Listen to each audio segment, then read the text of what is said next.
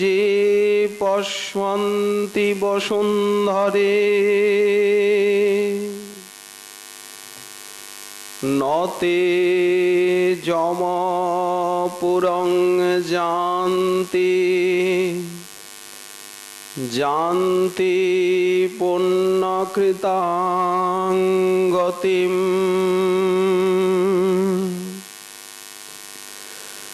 কলিযুগ পাবনাবতার প্রেম পুরুষোত্তম স্বয়ং ভগবান শ্রী শ্রী শ্রীকৃষ্ণ চৈতন্য মহাপ্রভু পরম অন্তরঙ্গ প্রিয় পার্ষদবর্য অস্মৎ সম্প্রদায় আচার্য চরণ জগদ্গুরু শ্রীল রূপ গোস্বামী পাদ তার শ্রী শ্রী ভক্তি রসামৃত সিন্ধু নামক মহাগ্রন্থে 64 ভজনাঙ্গ বিস্তার প্রসঙ্গে এক একটি ভজনাঙ্গের বা ভক্তি অঙ্গের যে অনন্ত মহিমা শ্রীপাদ শাস্ত্র বচন চয়ন পূর্বক সেই মহিমার উদ্গান করে চলেছেন। যে পরম ধর্ম সাধন ভক্তি কিভাবে জীবের ভবরোগ হরণ করত, অনায়াসে অভীষ্টের চরণে প্রেম মাধুর্য আস্বাদন এবং প্রেম সেবাদানে আশু কৃতার্থ করে থাকে। শ্রীমূর্তির দর্শন, শ্রী অর্চাবতারের নিত্য দর্শন, এটি একটি অতিশয় রমণীয় ভজনাঙ্গ। বরাহ পুরাণের শ্লোক শ্রীপাদ এই স্থানে চয়ন করছেন। যারা শ্রী বৃন্দাবনে গমন করে আর শ্রী গোবিন্দং পশ্যন্তি, সেই বৃন্দাবনের অপ্রাকৃত নবীন মদন, সেই কল্পতরুতলে সমাসীন মৌন মুদ্রাঢ্যং দ্বিভুজম অর্চাবতার মতো মনে হচ্ছে, কিন্তু তিনি সাক্ষাৎ যে পাষণ্ডী করে তারে প্রতিমা হেন জ্ঞান, সেই পাপে তার নাহিক নিস্তার। ঘোর নরকেতে পরে কি বলিব আর, বিগ্রহণ সাক্ষাৎ স্বরূপেই বিরাজ করছেন। সাধারণত শ্রী বৃন্দাবনাধীশ শ্রী গোবিন্দদেব যারা অজাতরতি তারা অর্চাবতার রূপে দর্শন করেন, কিন্তু যারা জাতরতি তারা শ্রীবিগ্রহকে সাক্ষাৎ রূপেই অনুভব করেন। ওই জন্য শ্রী গোস্বামী পাদ বললেন, পরম উপাসকাশ্চতে সাক্ষাৎ পরমেশ্বরত্বে নৈব মন্যন্তে। যারা পরম উপাসক তারা তাকে সাক্ষাৎ রূপেই অনুভব করেন। ভেদস্ফূর্তেহি ভক্তি বিচ্ছেদগত্বা। যদি কেউ মনে করেন যে ইনি বিগ্রহ কি প্রতিমা, তাহলে কিন্তু ভক্তির বিচ্ছেদ হয়ে থাকবে। সাক্ষী গোপাল স্বরূপে তিনি হেঁটে হেঁটে দক্ষিণ ভারতে গেলেন, সেই বিদ্যানগরে সাক্ষী দিলেন। প্রথমে তো যেতে চাইছিলেন না। ছোট বিপ্র বললেন, তুমি বিগ্রহ চলে না যে বলছো, তো কথা বললে কিভাবে? যে কথা বলতে পারে সে বুঝি চলতে পারে না। গেলেন, পিছনে কিন্তু ফিরে তাকাবে না। ভোগ লাগাবে এত শির চালের। বিগ্রহ রূপে কত কত লীলা। তো যখন এসেই গেছি, গ্রামে এরপরে প্রবেশ করব, কই নূপুরের ধ্বনি তো শুনছি না। যেই পিছন ফিরে তাকিয়েছেন, হাসিয়া গোপাল দেব তথাই রহিলা। সেখানে থেকে উড়িষ্যায় এলেন। রানীমা দর্শনে এসেছেন। এত সুন্দর মূর্তি বজ্রনাভে স্থাপিত। এইখানেই তো ছিলেন বৃন্দাবনে। গোপালের নাসাতে যদি ছিদ্র থাকিত, সর্বাঙ্গে অলঙ্কার। নাসিকাটা এত সুন্দর, কিন্তু খালি খালি লাগছে। তবে দাসী মুক্তা নাসাতে পরাতো। রানীমায়ের নাসিকায় সুন্দর একটা মুক্তা। উনি তো চলে গেলেন। গোপাল রাত্রিবেলা রানীমায়ের কাছে গিয়ে উপস্থিত। তুমি একটা যদি শব্দ কেন বললে? তুমি যে আমায় দর্শন করতে করতে যদি বললে, গোপালের নাসাতে যদি ছিদ্র থাকিত,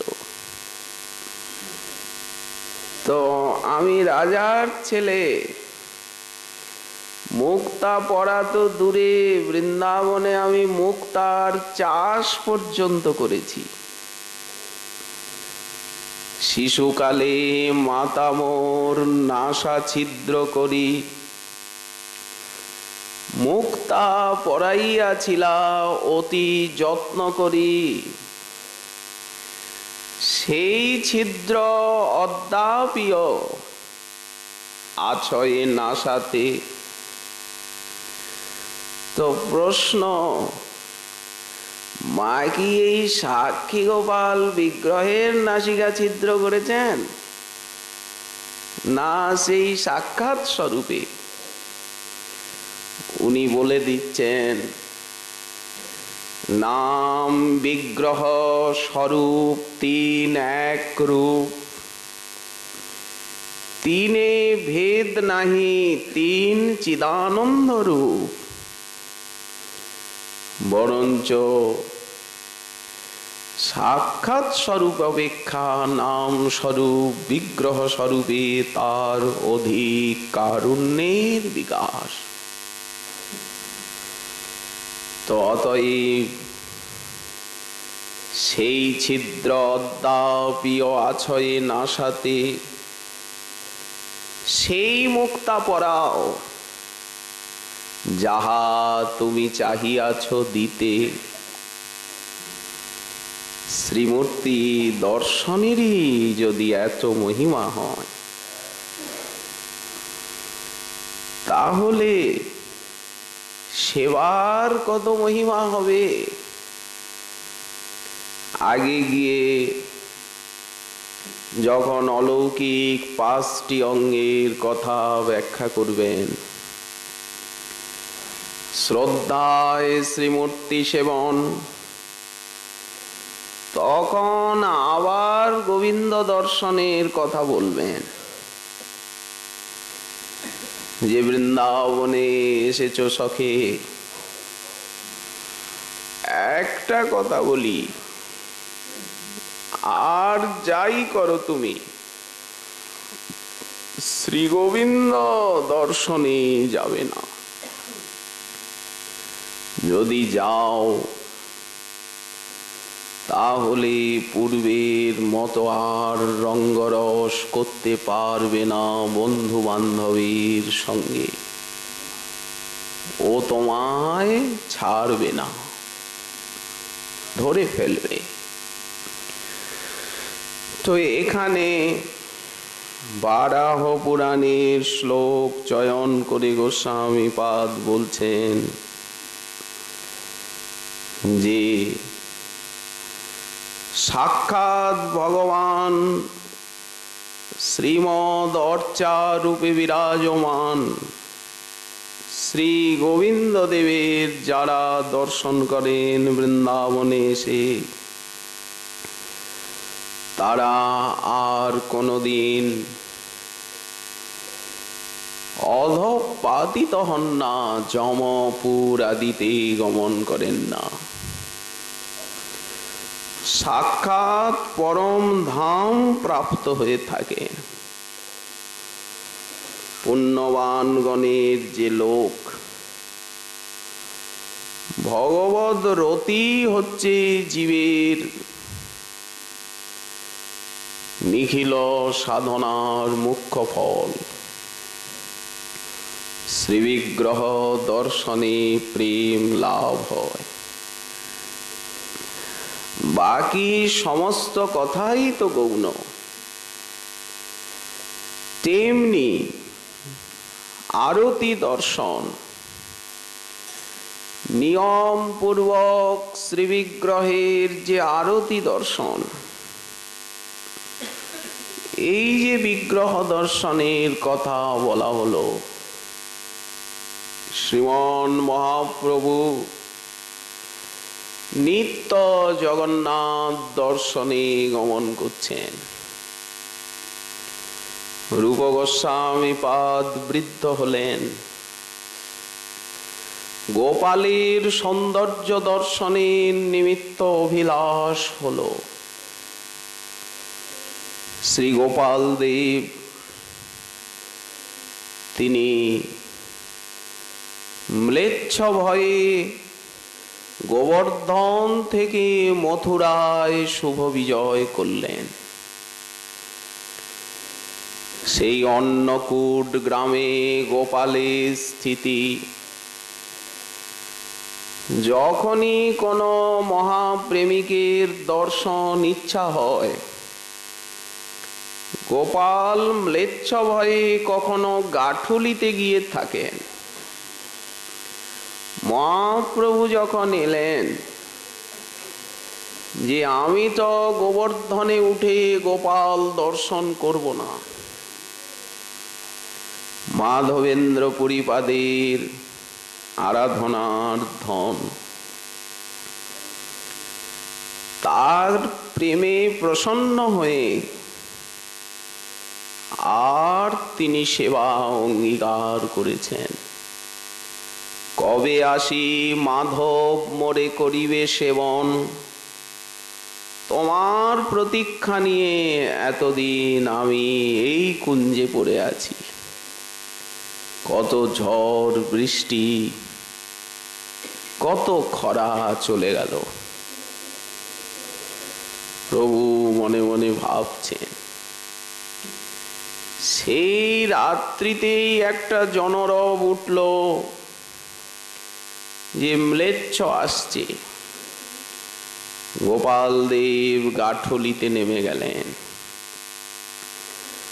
কয়েকদিন থাকলেন। মহাপ্রভু নিকটে অবস্থান করে গোপালের সৌন্দর্য দর্শনে আত্মহারা। তেমনি গোপাল দেব একবার মথুরায় এলেন। বিঠ্ঠলনাথের গৃহে অবস্থান করছেন। রূপ গোস্বামী পাদ বৃদ্ধাবস্থা।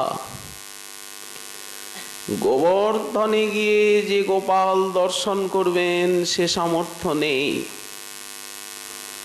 মথুরায় এসেছেন গোপাল। একটি মাস সপরিকর মথুরায় অবস্থান করে শ্রীপাদ গোপালের মাধুর্য দর্শন করলেন। কত কত লীলা শ্রী বিগ্রহ রূপে। মাধবেন্দ্র পুরীপাদের প্রেমে আকৃষ্ট হয়ে তিনি তার নিমিত্ত ক্ষীর চুরি করলেন। ওগো কার নাম মাধবপুরী। পূজারীকে আবার আদেশ করলেন, পৌঁছে দাও। যাও। পূজারী সেই ক্ষীর মস্তকে নিয়ে রাতের অন্ধকারে পা বাড়ালো। বিগ্রহ স্বরূপেই তো লীলা। কার নাম মাধবপুরী, যার লাগি গোপীনাথ ক্ষীর কইলা চুরি। এই ক্ষীর লইয়া তুমি করো আস্বাদনে, তোমা সমভাগ্যবান নাহি ত্রিভুবনে। তেমনি আরতি দর্শন। স্কন্দ পুরাণ বলেন যে যখন আরতি করা হচ্ছে আরাত্রিক, সেই প্রদীপালোকে শ্রী গোবিন্দ দেবের যে উজ্জ্বল মুখখানা নির্মঞ্চন কালে ঝলমল ঝলমল করছে। যারা সেই শ্রীমুখ দর্শন করেন, প্রদীপালোকে সমালোকিত, বললেন তাদের কোটি কোটি ব্রহ্মহত্যা এবং কোটি কোটি অগম্যাগমনজনিত যে পাতক রাশি তৎকালে বিনষ্ট হয়ে যায়। আরতি দর্শনের এতই মহামহিমা আমরা দেখতে পাই যে আচার্য রামানুজ সেই ধনুর্দাস নামক স্ত্রৈণ স্ত্রীকে বড় ভালোবাসে। শ্রী রঙ্গনাথেই থাকে, কিন্তু রঙ্গনাথ স্বামীর দর্শনে যায় না। আজ শোভাযাত্রা ঠাকুর বাইরে এসেছেন, তো তখন সেই বহিরাগত ঠাকুরের দিকেও তাকালো না। স্ত্রৈণ স্বামী রামানুজের দয়া হলো। তিনি যখন শ্রী রঙ্গনাথের সৌন্দর্য দর্শন করালেন তাকে কৃপা করে, সারা জীবনের জন্য সেই রঙ্গনাথের সেবক হয়ে গেল, স্বামীজির একান্ত অনুগত শিষ্য হয়ে গেল। একটু মহৎ কৃপার যোগ চাই। তেমনি উৎসব দর্শন, আরতি দর্শন, উৎসব দর্শন প্রত্যেকটি এক একটি অলৌকিক শক্তিপূর্ণ ভজনাঙ্গ। যখন উৎসব মহোৎসব হচ্ছে, যারা দর্শন করেন তারা যদি চণ্ডালও হন, নিচাতিনি চন্তজ, তারা ভগবত পার্ষদে পরিণত হন। উৎসব দর্শনের এত মহিমা।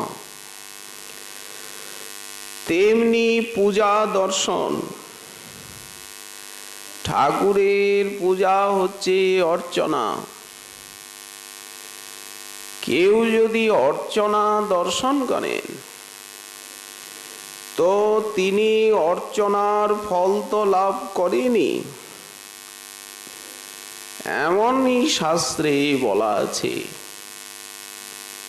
যে কোনো কারণে কেউ যদি অর্চনায় অসমর্থ হন,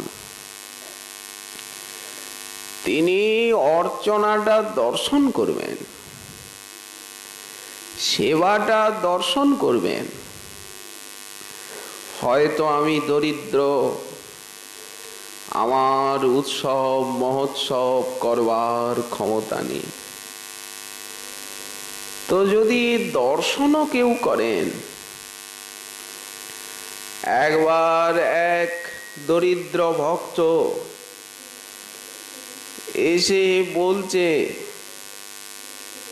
যে বাবা কোনো মঠাধীশকে, আমি তো গরিব, আমার বৈষ্ণব সেবা দেওয়ার তো ভাগ্য নেই যে একটু ঠাকুরের সেবা দেব। তো বেচারি কান্না করতে করতে 5টা টাকা দিল, বাবা এই দিয়ে কিছু সেবা ব্যবস্থা করুন, এর বেশি আর আমার ক্ষমতা নেই। বাবা বললেন তুমি খুব দিয়েছ, যাও 5টা টাকার কিছু না হয় লবণ নিয়ে এসো। তো অনেকটাই লবণ, উনি বললেন এটা সব কিছুতে দেওয়া হবে। তো ঠাকুর এবং বৈষ্ণবীর সেবায় লাগলো কিনা 5টা টাকা সবার সেবায় লেগে গেল।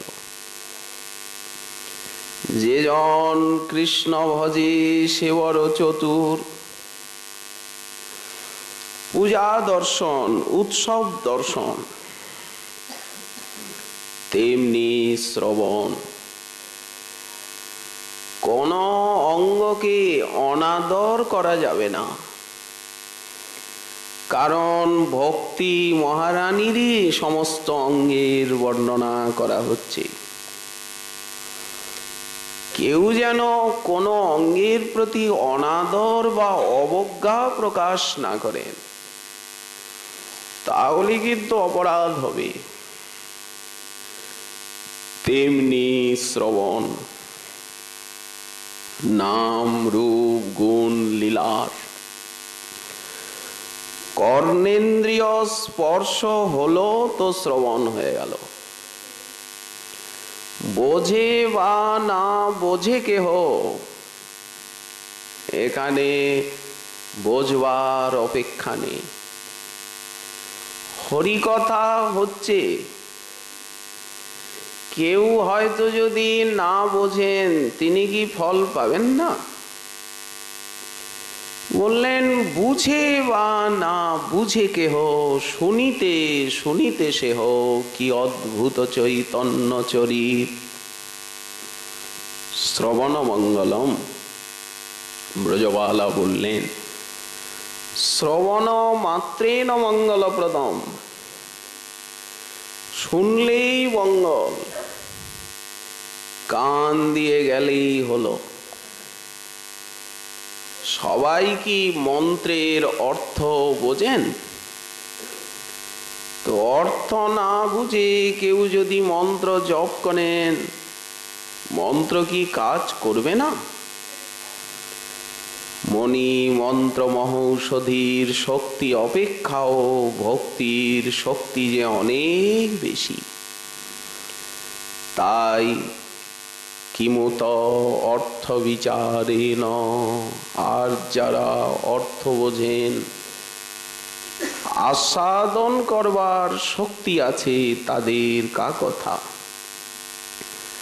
নাম শ্রবণ।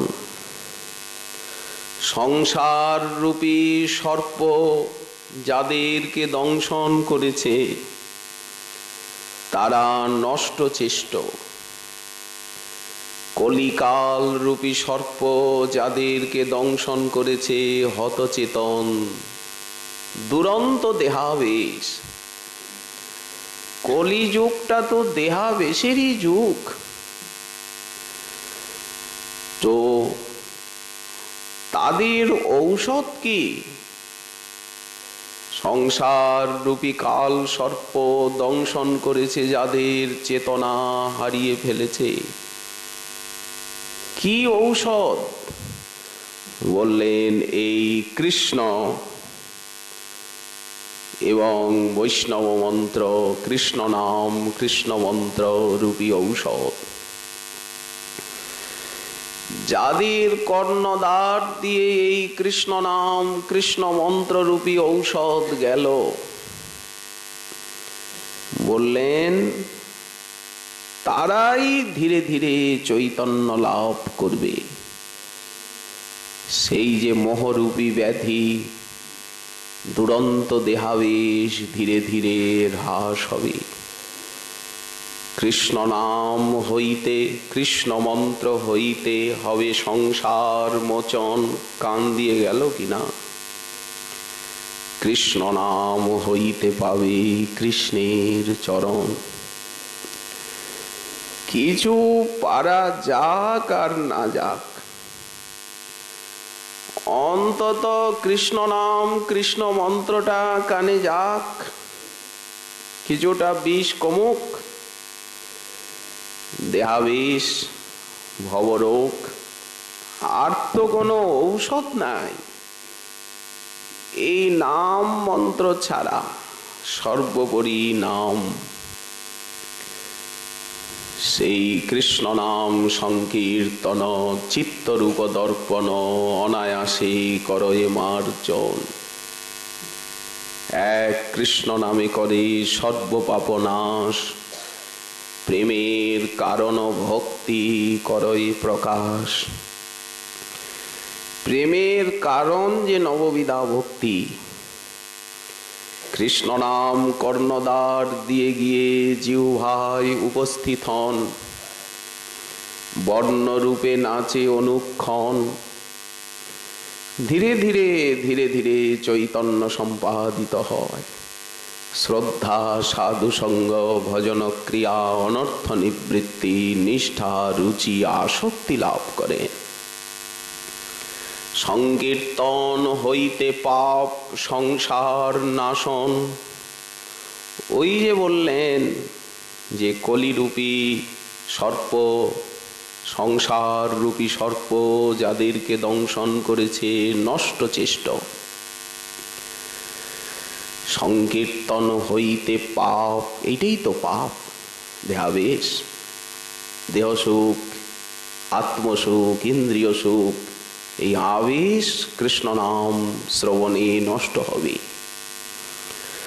মহতির মুখোদ্গীর্ণ কৃষ্ণ নাম এক বিশাল জীবনী শক্তি বিশিষ্ট।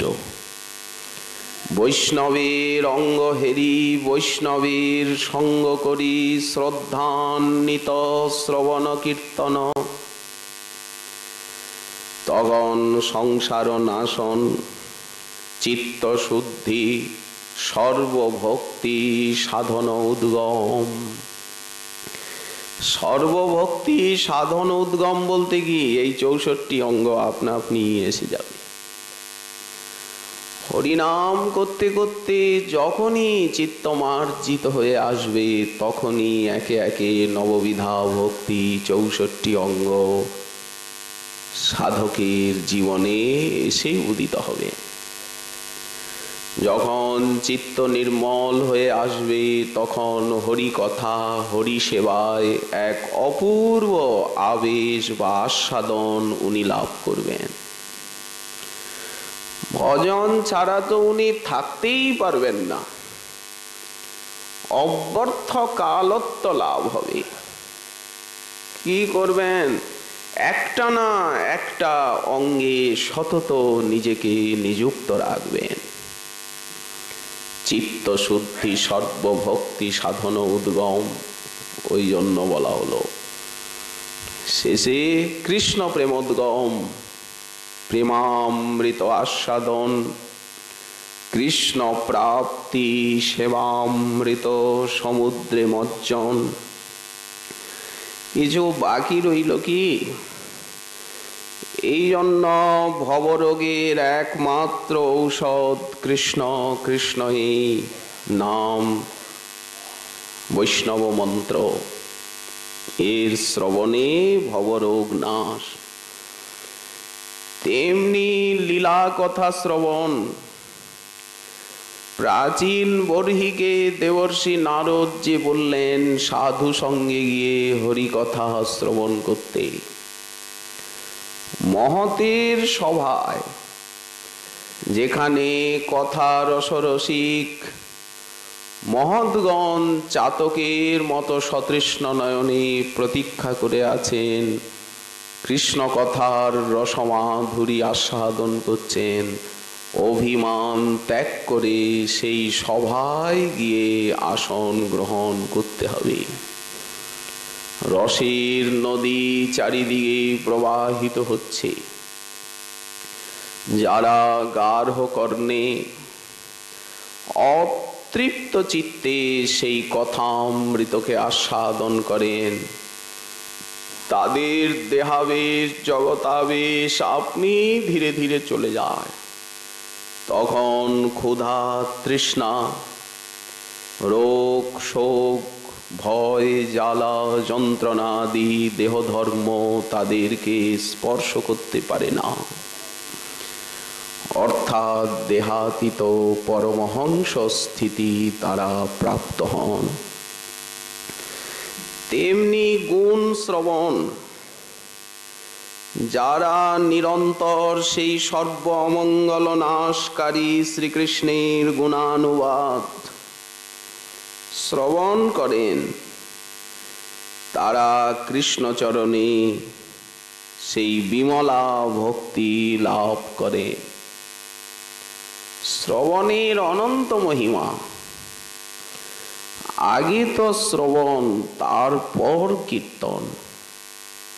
শৈব আদ্যত্বাৎ শৈব শ্রেষ্ঠত্বাৎ। শ্রীমৎ জীব গোস্বামী চরণ বললেন যে যারা উত্তম অধিকারী, যাদের লীলা স্ফূর্তি হচ্ছে, তারাও যদি শ্রবণ করেন তখন তাদের এক অপূর্ব রসানুভূতি লাভ হয়। শ্রোতা এবং বক্তা কেউ যদি মনে করেন যে সর্বদা নাম চিন্তনে উনি মত্ত, তো আবার শ্রবণ করতে হবে কেন? বললেন দেখুন, যত উন্নত স্তরে আরূঢ় হওয়া যাবে তত আস্বাদনের আধিক্য। ওই জন্য কি কনিষ্ঠ ভাগবত, কি মধ্যম ভাগবত, কি উত্তম ভাগবত কেউ শ্রবণাঙ্গটিকে ত্যাগ করতে পারেন না। এক অপূর্ব রসোদয় হয়, অপূর্ব আস্বাদনে আত্মহারা হয়ে যান শ্রোতা বক্তা। যেমন রামানন্দ রায় শোনাচ্ছেন প্রদ্যুম্ন মিশ্রকে, উভয়েই প্রেমিক, উভয়েই মহাপ্রভুর ঐকান্তিক কৃপাভাজন। সন্ধ্যা হয়ে এলো, হুড়কো লাগিয়ে কৃষ্ণ কথা বলছেন। কি কথা শুনতে চান মিশ্র প্রবর? আগে বিদ্যানগরে প্রভুকে আপনি যা শুনিয়েছিলেন। সন্ধ্যা হয়ে গেল সকালের থেকে, উভয়ে আবিষ্ট।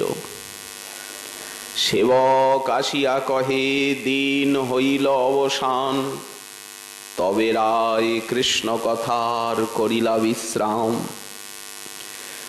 কতটা রসানুভূতি, অলং ভাব এলো কি যে দরকার নেই। বহুত সম্মান করি মিশ্রে বিদায় দিল। রামানন্দ রায়ের কি এই ভাব আছে যে আমি বক্তা, উনি আমার কাছে শুনতে এসেছেন শ্রোতা?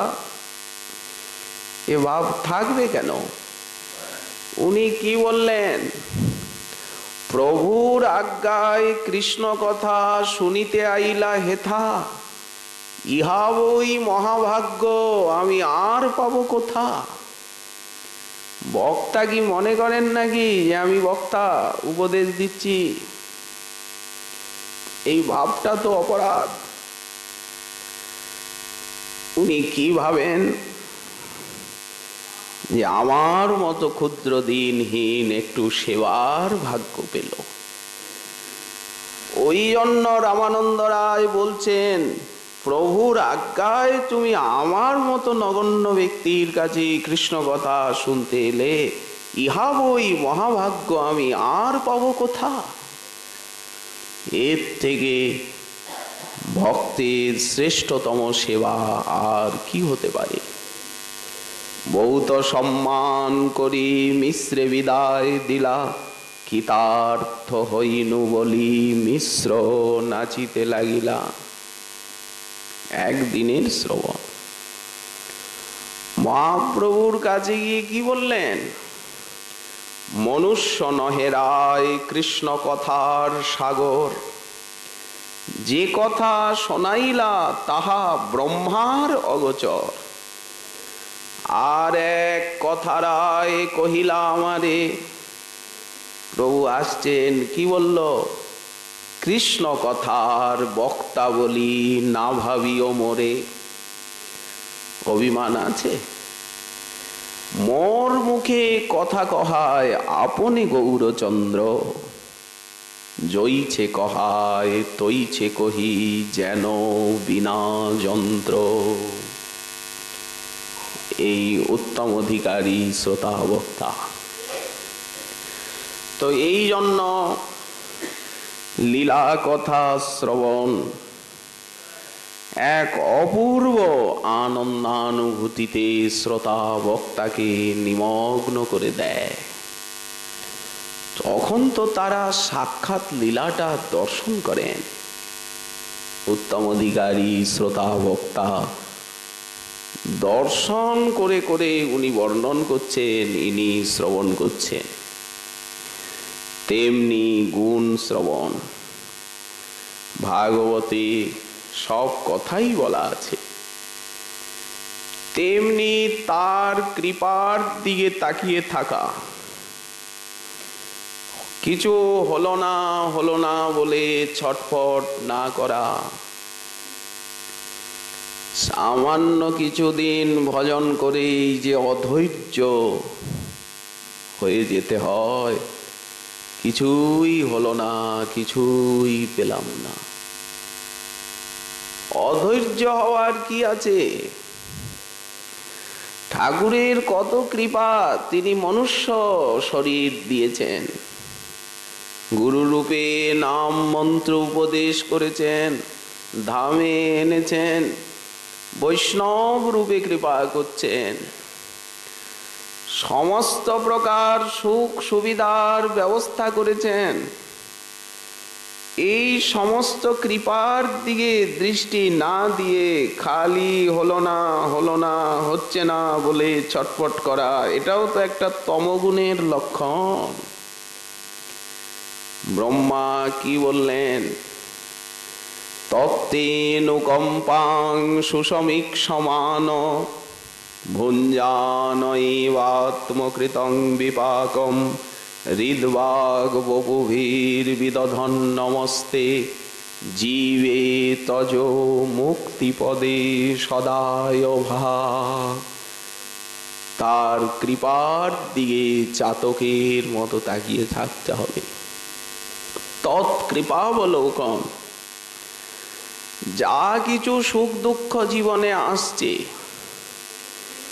এগুলি হচ্ছে আমার কর্মজনিত বিপাক, আত্মকৃত বিপাক। এইখানে গোস্বামীপাদ শ্রীল বিশ্বনাথ চক্রবর্তী পাদ টিকায় লিখছেন যে ভক্তের জীবনে যে সুখ আসে, বৈষয়িক সুখ আদি, এইগুলি ভক্তির আনুষঙ্গিক ফলে আসে, মুখ্য ফল নয়। মুখ্য ফলে কৃষ্ণপদে প্রেম উপজয়, গৌণ ফলে তার কাছে দেহ সুখ বিষয় সম্মান আদি আসছে। তো এগুলি দেখে দোষদৃষ্টি আনতে নেই। আর অনেক সময় রোগ শোক জ্বালা যন্ত্রণা ব্যাধি মান অপমান আসছে। এগুলি আসছে কেন ভক্তের জীবনে? ভক্তের তো প্রারব্ধ নাই। বললেন অপরাধের থেকে দুঃখ আসে, রোগ শোক ব্যাধি আদি অপরাধের থেকে আসে অনেক ক্ষেত্রে। আবার অনেক ক্ষেত্রে পরীক্ষাত্মক ভাবেও আসে, ভক্তের দৈন্য আরতি উৎকণ্ঠা বাড়াবার জন্য। দুই ভাবেই আসে। আর সুখটা আসছে ভক্তির আনুষঙ্গিক ফলে। তো এইগুলির সঙ্গে সংঘাত চলতে থাকে। ভক্ত মনে করেন যে অবস্থায় জীবনে আসুক না কেন প্রভুর দয়া, ওই কৃপার দিকে যদি উনি চাতকের মতো তাকিয়ে থাকেন, তাহলে অহংকার অভিমান অপরাধ এসে তাকে পদস্খলিত করতে পারে না। এই জন্য একটি অঙ্গ করা হলো তার কৃপাবলোকন। তেমনি রোগ শোক জ্বালা যন্ত্রণা আধি ব্যাধি, এগুলি যে প্রভুর একান্ত দয়া। শ্রী বিশ্বনাথ চক্রবর্তী পাদ এইখানে এই তত্ত্বেনুকম্পাং শ্লোকে, এইখানে এই কৃপাবলোকন, এই শ্লোকে টিকায় উনি সেটা পরিষ্কার করে দেখিয়েছেন।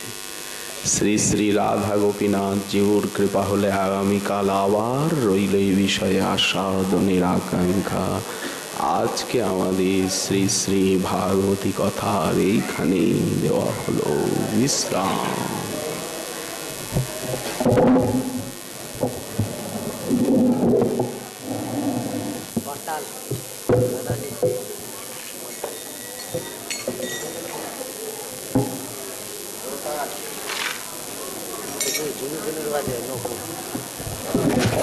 নপুর বাজে